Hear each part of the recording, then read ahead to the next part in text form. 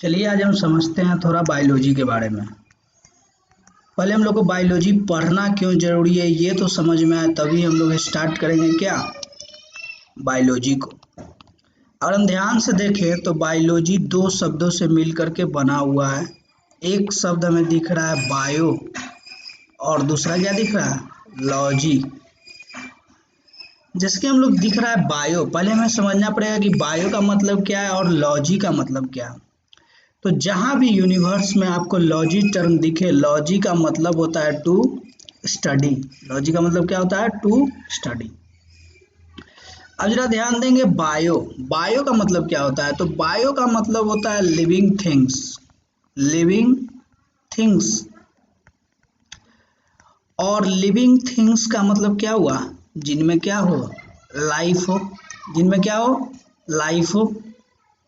और जिनमें लाइफ होगा तो उनको कुछ कुछ प्रोसेस करना पड़ेगा, जैसे कि रेस्पिरेशन,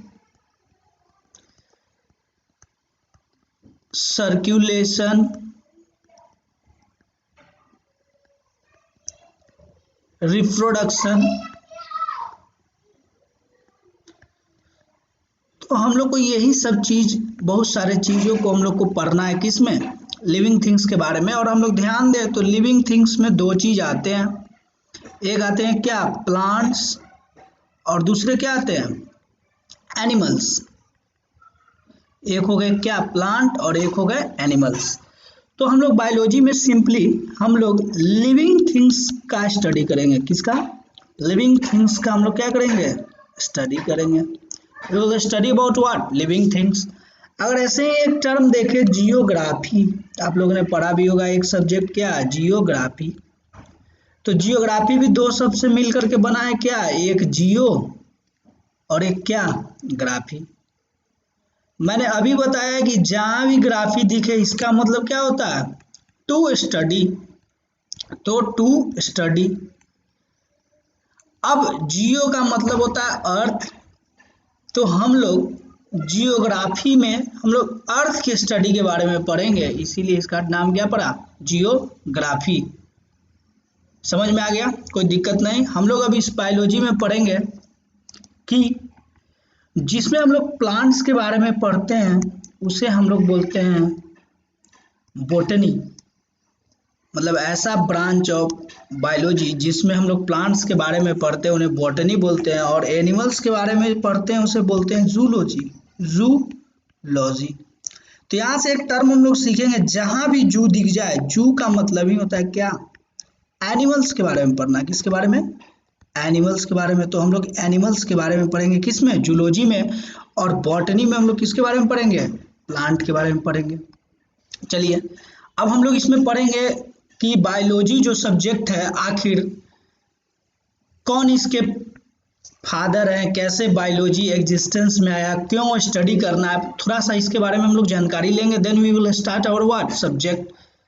कुछ बायोलॉजी के बारे में थोड़ा सा बेसिक इंट्रोडक्शन लेते हैं। जो बायोलॉजी शब्द दिया गया किसने, किस साइंटिस्ट ने दिया, तो biology term, the term given by Lamarck, Lamarck. तो लेमार्क ने इस टर्म को दिया। बायोलॉजी जो वर्ड है इसको एक साइंटिस्ट थे लेमार्क नाम के, उन्होंने इस बायोलॉजी टर्म का नाम दिया। कब, तो इन 1802 में। अब अगर हम ध्यान से देखें तो बायोलॉजी को मेनली हम लोग तीन भागों में बांटते हैं, तीन भागों में। ऐसे आप लोगों ने दो सुना होगा लेकिन मेनली तीन भागों में बांटते हैं। ऐसे तो बायोलॉजी के बहुत सारे ब्रांच हैं but mainly we have to deal with three branches. One is zoology, उसके बाद बोटनी, और उसके बाद एक पढ़ना है माइक्रोबायोलॉजी, माइक्रोबायोलॉजी। तो माइक्रो का मतलब ही होता है बहुत छोटा, मीन्स बहुत स्मॉल, जिसे जिसे हम लोग नेकेड आइज से नहीं देख सकते। मीन्स इसे देखने के लिए हम लोग को क्या क्या आवश्यकता पड़ेगी, स्टडी करने के लिए माइक्रोस्कोप की, माइक्रोस्कोप की हम लोग की जरूरत पड़ेगी। और ये हम लोग जानते भी हैं कि 1 माइक्रोमीटर में अगर कोई पूछ दे तो कितना होता है 10⁻⁻6 मीटर। ये याद रखिएगा, मतलब इतना छोटे जीव को हम लोग को क्या करना है, स्टडी करना। तो इसमें हम लोग पढ़ेंगे बैक्टीरिया, वायरसेस, ये सब के बारे में हम लोग यहाँ पे पढ़ेंगे। अब जरा ध्यान से देखिए तो जूलॉजी मैंने पीछे भी बता चुका है। जूलॉजी क्या है, एनिमल्स की क्या है, स्टडी है।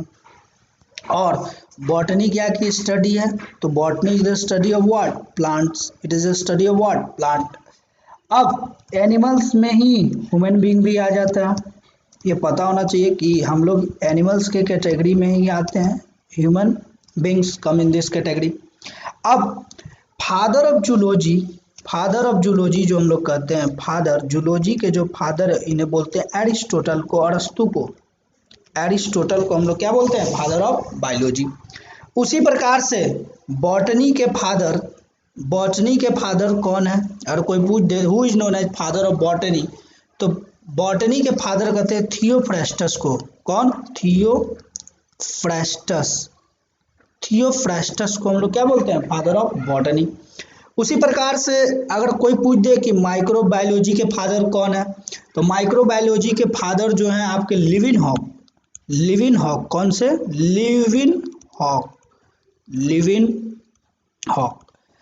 अब ध्यान दीजिए, मैंने बायोलॉजी को 3 भागों में बांट दिया, एक है जूलॉजी, बॉटनी और एक माइक्रोबायोलॉजी। ऐसे बहुत सारे ब्रांचेस है बायोलॉजी के। लेकिन अगर आपसे कोई पूछ दे कि who is known as father of biology, तब हम लोग बोलते हैं अरिस्टोटल, अरस्तु को। किसे बोलते हैं हम लोग, अरिस्टोटल को बोलते हैं, अरिस्टोटल। अब हम लोग अरिस्टोटल को ही क्यों बोलते हैं फादर ऑफ बायोलॉजी, जरा ये भी समझ ले। क्योंकि अपने समय में इन्होंने बहुत सारे मतलब एनिमल्स पे स्टडी किए थे। और हम लोग जानते भी हैं कि एनिमल्स के किंगडम जो है, बहुत सारे एनिमल्स पाए जाते हैं। Means a huge biodiversity of animals is found on our earth surface. इसीलिए इन्हें हम लोग क्या कर देते हैं, फादर ऑफ बायोलॉजी। ठीक है। अब इन्होंने एक बुक लिखा, अरिस्टोटल ने एक बुक लिखा जिसका नाम था हिस्टोरिका एनिमेलियम। इन्होंने एक बुक लिखा जिसका नाम था क्या, हिस्टोरिका एनिमेलियम। इस बुक में इन्होंने 500 एनिमल्स के बारे में, 500 एनिमल्स के बारे में इन्होंने क्या किया, स्टडी अबाउट देयर ऑर्गन्स, और कैसे ये काम करते हैं। इन्होंने हम लोगों ने किस में पढ़ा, हिस्टोरिका एनिमेलियम में। एक बुक है जिसने किसने लिखा, अरिस्टोटल ने।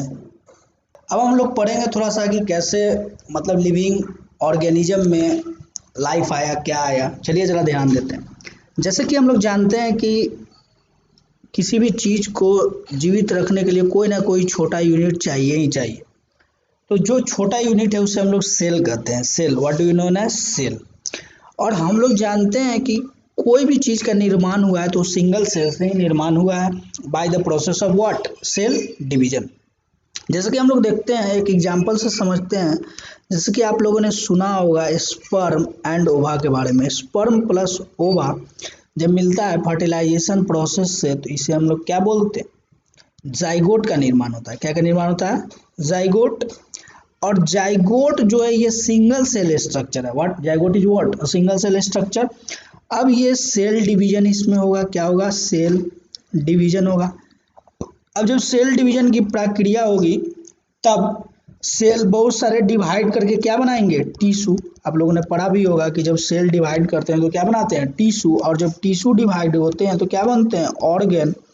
और जब ऑर्गन डिवाइड होते हैं तो क्या बनता है, ऑर्गन सिस्टम, हम लोग जानते हैं। और जब ऑर्गन सिस्टम ही मिल करके हमारे क्या करता है, बॉडी का निर्माण करता है। Means complete body structure of our body start from a single cell name zygote. Zygote में सेल डिवीजन हुआ, क्या बना, टिश्यू।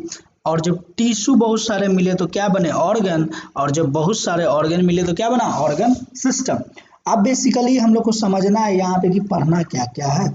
तो हम लोग यहाँ पे पढ़ने जाएंगे, पहला पढ़ेंगे डाइजेस्टिव सिस्टम, कौन कौन से सिस्टम जरूरी है, डाइजेस्टिव सिस्टम। दूसरा हम लोग पढ़ेंगे रेस्पिरेटरी सिस्टम। तीसरा हम लोग पढ़ेंगे यहाँ पे, थर्ड हम लोग पढ़ेंगे नर्वस सिस्टम। चौथा हम लोग पढ़ेंगे स्केलेटल सिस्टम। पांचवा हम लोग पढ़ेंगे मस्कुलर सिस्टम। कौन सा सिस्टम? Muscular system. सिक्स्थ हम लोग पढ़ेंगे रिप्रोडक्टिव सिस्टम। सेवेंथ हम लोग पढ़ेंगे सर्कुलेटरी सिस्टम। एट्थ में हम लोग पढ़ेंगे एक्सक्रीटरी सिस्टम।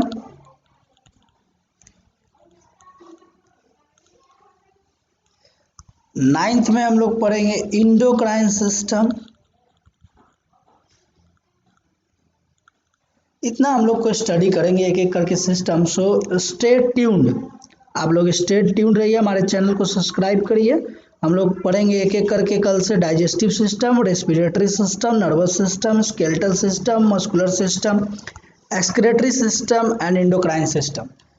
और मैं यही बोलना चाहूँगा कि आप पढ़ के देखिए, अगर मज़ा ना आए तब आप कहिएगा। मीन्स तो हम लोग कल से स्टार्ट करेंगे। कल से हम लोग जो पढ़ने वाले हैं, कल हम लोग जो स्टडी करेंगे वो पढ़ेंगे कौन सा system? Digestive system. Means tomorrow we will study about what? Digestive system. So stay tuned and subscribe to our channel. Thank you.